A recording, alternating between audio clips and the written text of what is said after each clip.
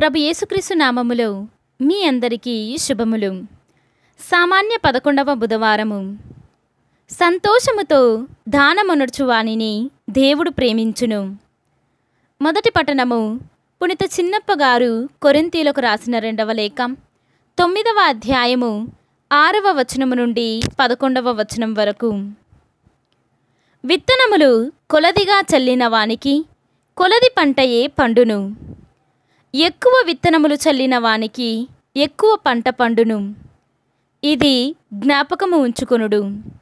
కావున చింతతో కాని ఒత్తిడి వలన కాని కాక ప్రతి వ్యక్తి తనకు తోచినట్లు దానమొనర్చవలెను.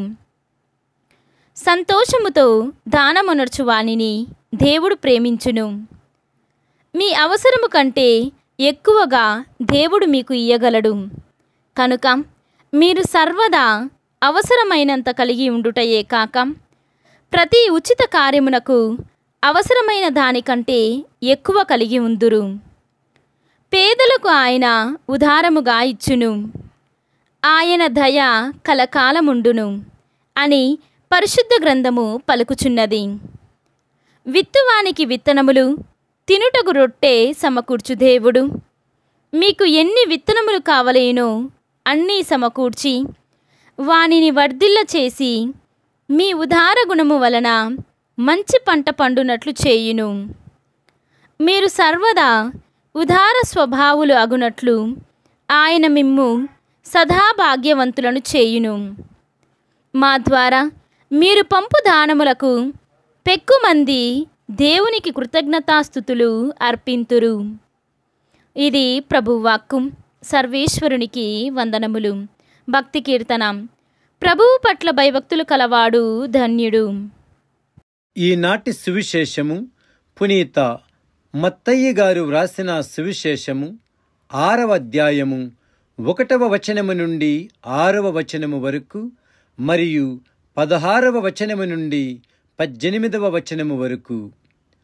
10 కంటబడుటకై మీరు మీ మతకర్మలను బహిరంగముగా చేయకుడు.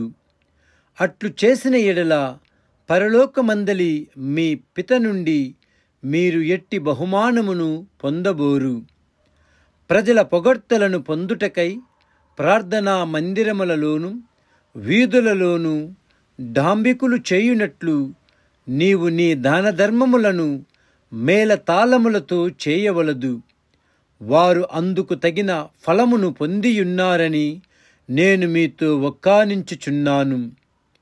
నీవు దానము చేయునప్పుడు నీ కుడిచేయి చేయునది నీ ఎడమ చేతికి తెలియకుండునట్లు రహస్యముగా చేయుము. అట్లైన రహస్య కార్యములనెల్లా గుర్తించు నీ పిత నీకు తగు బహుమానమును ఒసగును. కపట భక్తుల వలె మీరు ప్రార్థన చేయవలదు.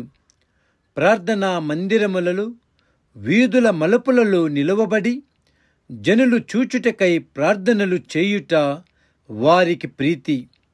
వారికి తగిన ఫలము లభించునని మీతో ఒక్కానించుచున్నాను. ప్రార్థన చేయునప్పుడు నీవు నీ గదిలో ప్రవేశించి తలుపులు మూసుకొని అదృశ్యుడయ్యున్న నీ తండ్రిని ప్రార్థింపుము. అట్లైన రహస్య కార్యములనెల్లా గుర్తించు నీ పిత నీకు తగిన బహుమానమును ఒసగును. మీరు ఉపవాసము చేయినప్పుడు కపట వేషధారుల వలె విచారవదనములతో నుండకుడు. వారు తమ ఉపవాసము 10 కంటబడుటకై విచారవదనములతో ఉందురు. వారికి తగిన ప్రతిఫలము లభించునని మీతో ఒక్కానించుచున్నాను. ఉపవాసము చేయునప్పుడు నీవు తలకు నూనె పూసుకొనుము, ముఖము కడుగుకొనుము. అందువలన అదృశ్యుడయ్యున్న నీ తండ్రియే కాని మరెవ్వరును నీవు ఉపవాసము చేయుచున్నావని గుర్తింపరు. అట్లైన రహస్య కార్యములనెల్లా గుర్తించు నీ తండ్రి నీకు తగిన బహుమానమును ఒసగును. ఇది క్రీస్తు సువిశేషము. క్రీస్తువా మీకు స్తుతి కలుగునుగాక.